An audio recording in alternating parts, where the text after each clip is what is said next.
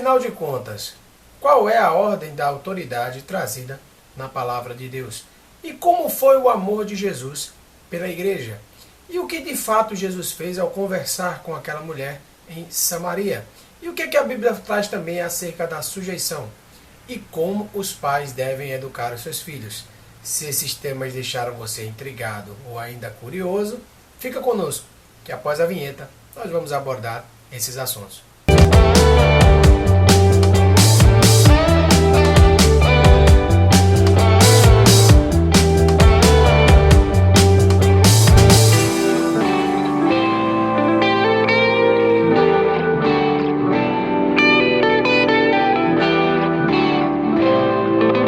A paz do Senhor é você, eu espero que você esteja bem. No vídeo de hoje nós iremos abordar a conduta do crente no âmbito familiar, entendendo a família conforme o projeto de Deus assim a instituiu, sendo marido, esposa e filho. Essa a família idealizada pelo projeto do Senhor. Então, sem demais delongas, eu quero te pedir para você ler junto comigo, ou na sua tela, ou com o seu material, ou até mesmo com a sua Bíblia, a leitura oficial, a leitura de classe dessa lição, que se encontra no livro de Éfeso, capítulo 5, versículo 21 ao 33. Vamos ler juntos. Sujeitando-vos uns aos outros no temor de Deus, vós mulheres, sujeitai-vos a vossos maridos como ao Senhor, porque o marido é a cabeça da mulher, como também Cristo é a cabeça da igreja, sendo ele próprio o Salvador do corpo. De sorte que assim como a igreja está sujeita a Cristo, assim também as mulheres sejam em tudo sujeitas a seus maridos. Vós, maridos, amai vossas mulheres, como também Cristo amou a igreja, e a si mesmo se entregou por ela, para a santificar, purificando-a com a lavagem da água pela palavra, para apresentar a si mesmo igreja gloriosa, sem mácula, nem ruga, nem coisa semelhante, mas santa e irrepreensível. Assim devem os maridos amar a sua própria mulher como o seu próprio corpo. Quem ama a sua mulher, ama a si mesmo. Porque nunca ninguém aborreceu sua própria carne, antes a alimenta e sustenta, como também o Senhor a igreja, porque somos membros do seu corpo. Por isso, deixará o homem seu pai e sua mãe, e se unirá à sua mulher, e serão dois numa carne. Grande é esse mistério, digo-os, porém, a respeito de Cristo e da igreja. Assim também vós, cada um em particular, ame a sua própria mulher, como a si mesmo, e a mulher reverencie o seu marido. Éfesos 6, capítulo 1 ao 4. Vós, filhos, sede obedientes a vossos pais no Senhor, porque isto é justo. Honra o teu pai e tua mãe, que é o primeiro mandamento com promessa, para que te vá bem e viva muito tempo sobre a terra. E vós, pais, não provoqueis a ira dos vossos filhos, mas criai-vos na doutrina e na admoestação do Senhor. Glorificado seja o nome de Jesus. E já podemos agora, aproveitar que estamos com o nosso material aberto e você já está me acompanhando, extrair aí o texto áureo da nossa lição, que se encontra no livro de Éfeso, capítulo 5, versículo 31, que é justamente a parte que está mencionado. Por isso deixará o homem seu pai e sua mãe, e se unirá à sua mulher, e serão dois em uma carne. Glória seja dada ao nome de Jesus. E a verdade prática dessa lição, qual é o nosso objetivo aqui? É mostrar com clareza que como Deus instituiu a família por meio de um casamento hétero, monogâmico e indissolúvel, para a glória do seu nome. E o tópico central é justamente mostrar essa relação, esse relacionamento familiar é um plano divino. Então, sem demais delongas, vamos iniciar agora a abordagem do tema. E o primeiro tópico dessa lição tem por título a conduta do crente enquanto marido. E qual seria a conduta dele? A posição dele inserido no contexto da família é de liderança. E a ordem de liderança, que eu já mencionei aqui, quando eu fiz as perguntas no começo desse vídeo, é a seguinte: Deus é cabeça de Cristo, Cristo a cabeça do homem e o homem a cabeça da mulher. Onde também podemos tirar essa compreensão da passagem de 1 Coríntios, capítulo 11, versículo 3. Então, toda liderança deve ser exercitada. E como é que deve ser exercida? Né? Como é que deve ser posta em prática essa liderança? Essa autoridade, essa liderança, ela tem que ser exercida baseada no amor e no respeito mútuo. Conforme nós podemos extrair aí do livro de João, no capítulo 13, versículo 34 e 35.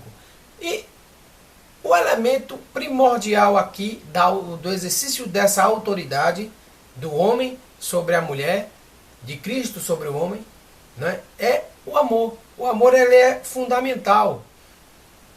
E cabe aqui também colocar que a comparação que o apóstolo trouxe é bastante interessante, onde ele compara Cristo e a igreja, onde ele compara que o homem deve se portar como Cristo e a mulher deve se portar como a igreja.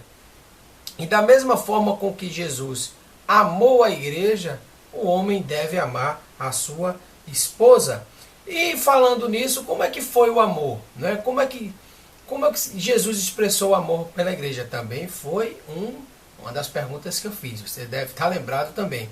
Então guarda bem essa resposta. Ele amou de forma altruísta e incondicional. Ele amou primeiro, né? Tem muitos hinos que falam a respeito disso, né? Foi ele que nos amou primeiro. Então ele se entrega a si mesmo. Ele não foi obrigado a se entregar.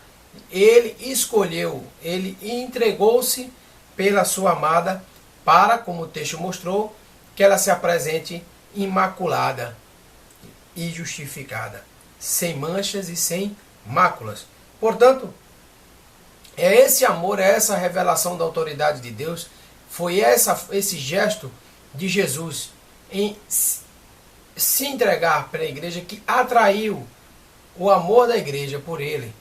Então Jesus atrai a igreja se entregando por ela e não a oprimindo e não a impondo simplesmente por força, por ele poder. Não é com a questão da lei do mais forte, não é a questão de autoridade pela força nem pelo medo. Já deixando claro que a igreja não foi atraída pela força de Cristo nem pela autoridade dele. Foi atraída justamente por esse ato altruísta. Né? Ele entrega-se a si mesmo pela sua amada igreja. Então, cabe a nós aqui tratarmos o próximo ponto desse tópico, que é o cuidado com a esposa. E cuidado com a esposa, ele já inicia aqui o texto de uma forma a colocar primeiro qual é a consideração que tem a fazer acerca da esposa. Como é que é tratada a esposa aqui? Como parte integrante do marido. De onde foi que eu tirei isso? De Éfeso, capítulo 5, 28, onde nós lemos aqui da leitura oficial, onde ele diz que quem ama a sua esposa ama a si mesmo. Então ela é parte, ela não chega a dizer, ela é parte do homem. Então, qual é o tipo de cuidado que o homem deve ter? O homem deve proteger e deve prover material e afetivamente também a sua esposa. Não adianta você somente manter o material e deixar faltar o lado afetivo, o lado amoroso, carinhoso, as preocupações sinceras que você deve expressar. E deve expressar esse carinho sincero, esse amor deve ser sincero, tanto diante das pessoas, quanto no seu particular. Porque tem gente que realmente diante da situação social você se porta de um jeito, né, para que as pessoas pensem que você é daquele jeito, mesmo quando elas não estão olhando, né, que você trata a esposa daquela forma, mas a esposa de fato sabe como é tratada. Então, essa conduta aqui é repreendida, porque o crente deve viver em verdade, deve viver em sinceridade. Então, a forma deve ser sincera, esse cuidado deve ser genuíno, e para que ele possa ser considerado assim, ele deve ser feito tanto em público quanto em particular. E você deve se preocupar em suprir materialmente, né, dando tudo o que ela precisa, que isso nem sempre é tudo o que ela quer, né, mas tudo o que ela precisa, assim como o Senhor faz com a gente. O Senhor não dá tudo o que a gente quer, Ele nos ama, mas não dá tudo o que a gente quer. Também talvez porque não fosse bom a gente ter tudo o que a gente quer, mas Ele dá tudo o que nós precisamos. E o afeto, a preocupação também, como é que está a mente, como é que está o sentimento, né? Isso é bom, isso deixa o casal, deixa a vida conjugal mais saudável e tudo para a glória de Deus. Mas cabe aqui fazer uma consideração também sobre o amor. Que tipo de amor é esse? Existem termos gregos aqui que foram abordados. dentro da lição que eu achei relevante nós aqui salientarmos. Tem um termo chamado eraô. Eraô é o desejo sexual. É interessante que exista o desejo sexual entre o marido e sua esposa. Obviamente, é onde deve existir, inclusive, é somente onde é legítimo que exista. Não se trata de uma simples curiosidade juvenil, uma aventura, um momento. Significa uma vida de partilha, uma vida de comunhão juntos até o advento da separação pela morte.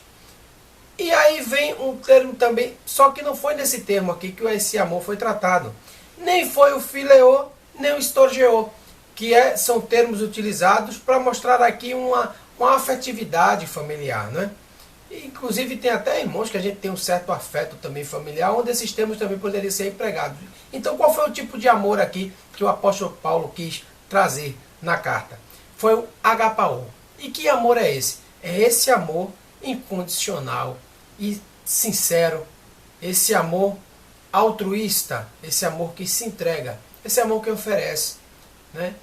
É um amor que não veio só tirar, é um amor que considera. E eu não sei em que cargas d'água existem feministas que acreditam que a Bíblia traz uma doutrina onde as mulheres são inferiores. Aqui eu não consigo deixar de dar spoiler, já é característico aqui do canal, que você está bem acostumado comigo, mas eu vou me segurar aqui mais um pouquinho. Mas eu vou colocar aqui o que vou terminar aqui o raciocínio. Veja que, para mim, a condição é, o homem deve colocar os seus anseios depois dos anseios da sua esposa. Onde é que isso degrine a imagem da mulher? E eu não consigo enxergar.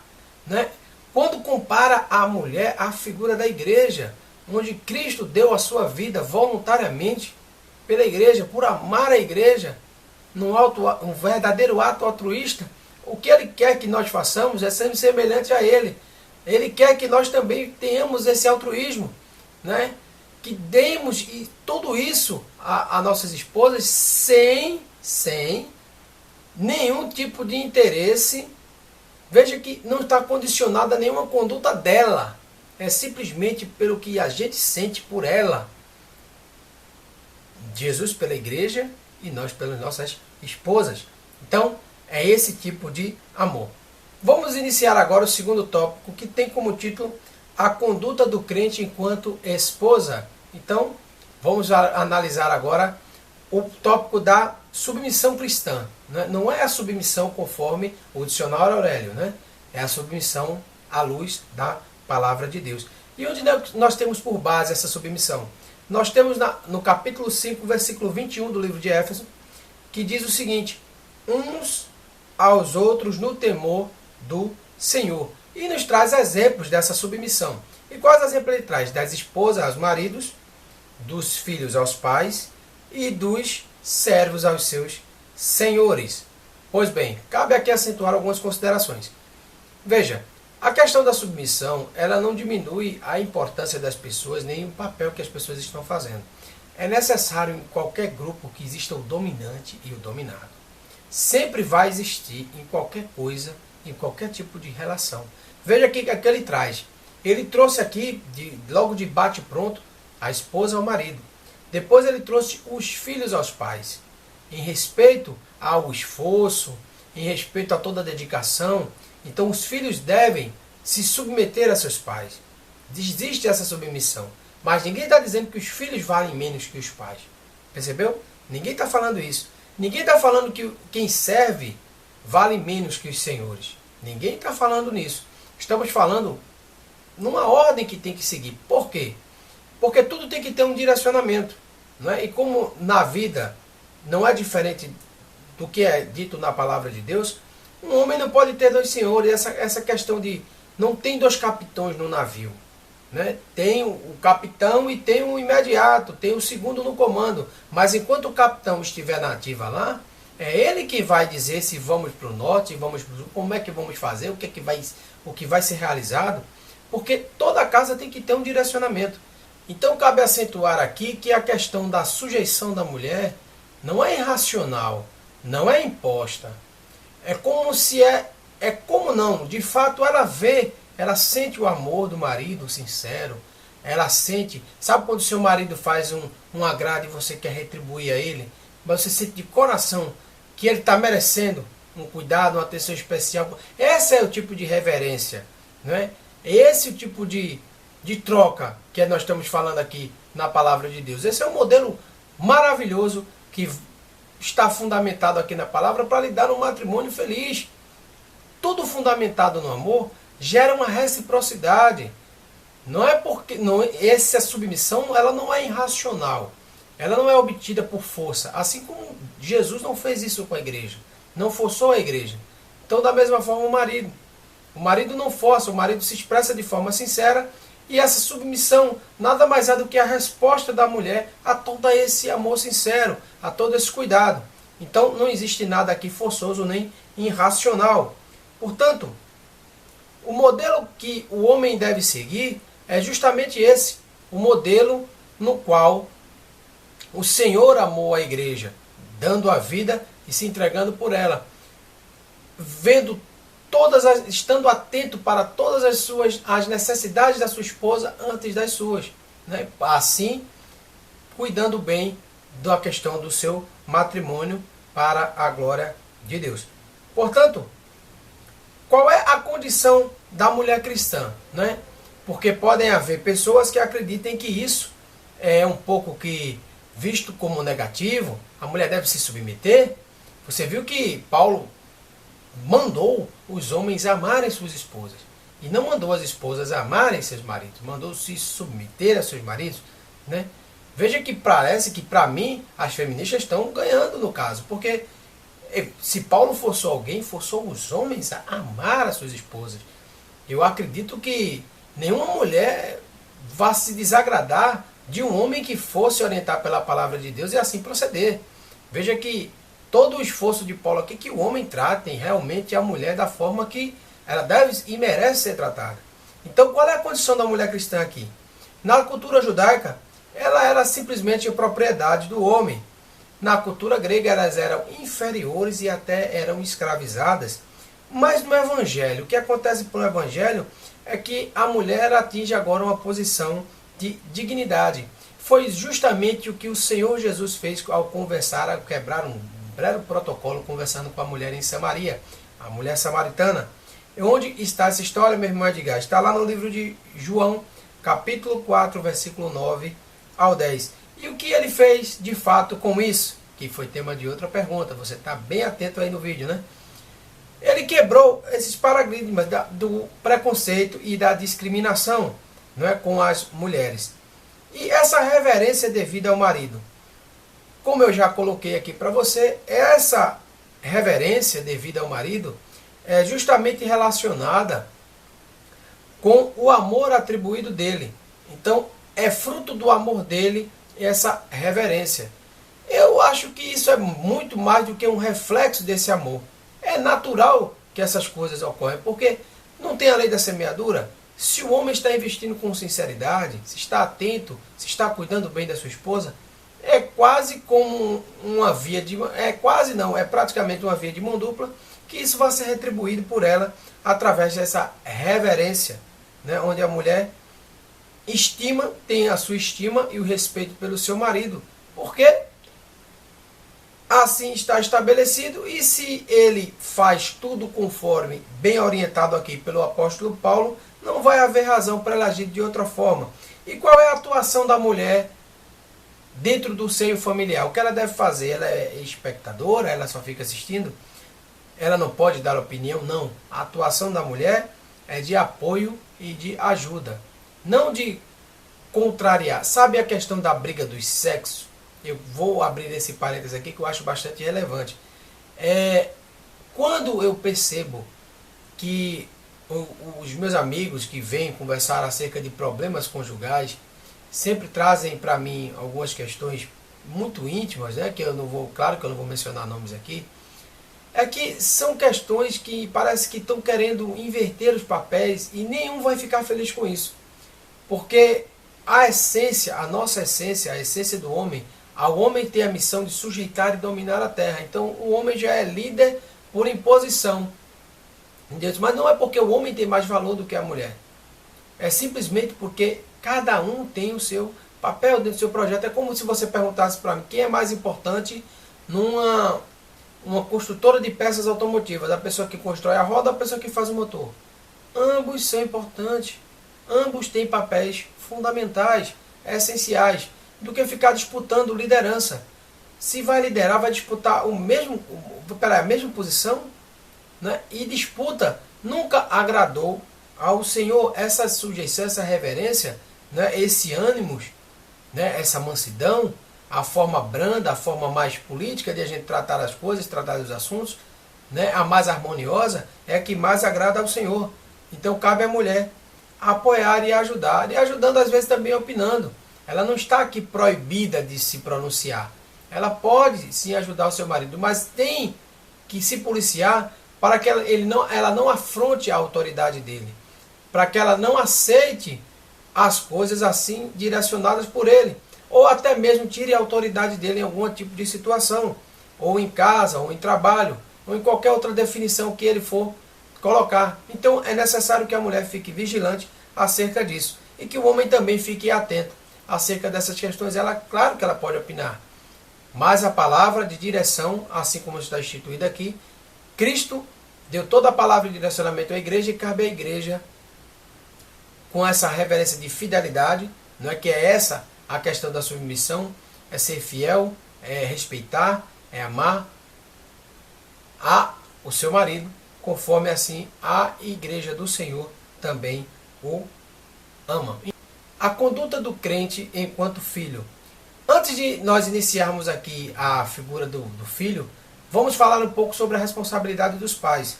Os pais, eles devem criar os seus filhos com base em quê? Na doutrina e na admoestação do Senhor. A doutrina está ligada com tudo que é de orientação e treinamento. E a admoestação é a instrução e as advertências. Também cabe ao pai estabelecer algumas condutas de parâmetro para que o menino saiba como se portar nas situações da vida. E também reagir contra as desobediências, para que o filho não se perca perante o caminho. Só que as ferramentas que nós, pais, estamos autorizados a utilizar é a brandura e o amor. Tudo isso para que nós possamos não suscitar a ira dos filhos. E aqui abrir um parêntese bem rápido, que os fins não justificam os meios, né? Mas a gente não deve nunca deixar também que os papéis se invertam. Existem pais que deixam que os filhos comecem a decidir as coisas por eles. Tem pais que para sair de casa, ou para ir ao templo, até para fazer uma refeição, perguntam aos filhos o que é que os filhos querem.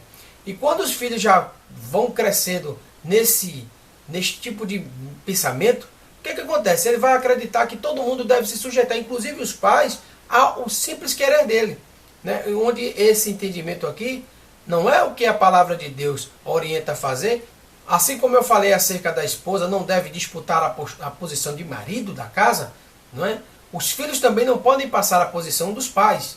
Eles não podem começar a ditar o que vai, se nós vamos, onde é que nós vamos, vocês querem passear aonde? É uma coisa muito comum.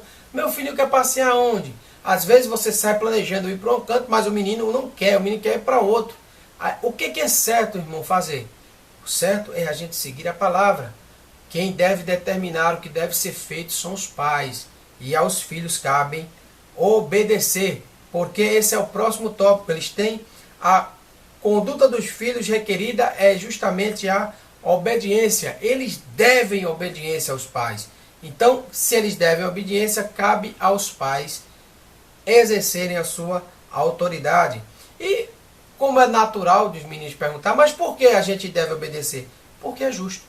Conforme aqui o apóstolo Paulo também colocou de forma muito clara, ratificando também o mandamento de honrarmos o pai e a mãe, aqui no capítulo 6, versículo 2, onde ele reforma o mandamento de honrar o pai e a mãe. E agora, simplificando o entendimento, para ficar bem fácil e você não esquecer, ao filho cabe obedecer, que é cumprir todas as determinações dos seus pais, confiando na sabedoria deles, não é? Porque de fato os pais têm uma bagagem. E até quando, irmão, o filho deve obedecer o seu pai? O texto aqui se refere até o final da tutela, até que seja cortado aí o cordão, até onde aconteceu o que prevê aí o nosso texto áureo. Deixará o filho o pai e sua mãe e se unirá à sua mulher, e serão uma só carne. Então, a partir desse momento, aqui no nosso texto, nós teremos aqui encerrado esse dever de obedecer. E honrar.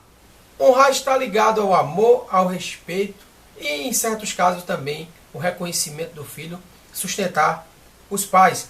E essa honra, diferente agora do que eu falei em obedecer, essa honra é para a vida toda. Toda a vida nós devemos amar, respeitar e, em determinados casos, sustentar, prover sustento aos nossos pais. Então, para finalizar agora a nossa lição, temos aqui, ele diz o primeiro mandamento com promessa. E por que ele disse isso? É porque ele promete aqui aos filhos que o obedecem, os seus pais, ele assegura essa dupla promessa. Qual seja? Está lá no capítulo 6, versículo 3. É a propriedade exterior, né? Ele vai ser abastardado de coisas materiais, e está implícito também aqui as espirituais, e terá uma vida longa sobre a terra. Portanto, essa foi a nossa pequena abordagem sobre o tema. Eu espero que você tenha gostado, espero que você tenha entendido. E se você não é inscrito, faça isso não. Inscreva no canal, compartilhe, deixe seu like e continue orando por esse pequeno trabalho aqui que é feito com muita reverência e com muito carinho para vocês. Então, eu aguardo vocês na última lição desse trimestre. Até a próxima, se Deus quiser, em nome de Jesus.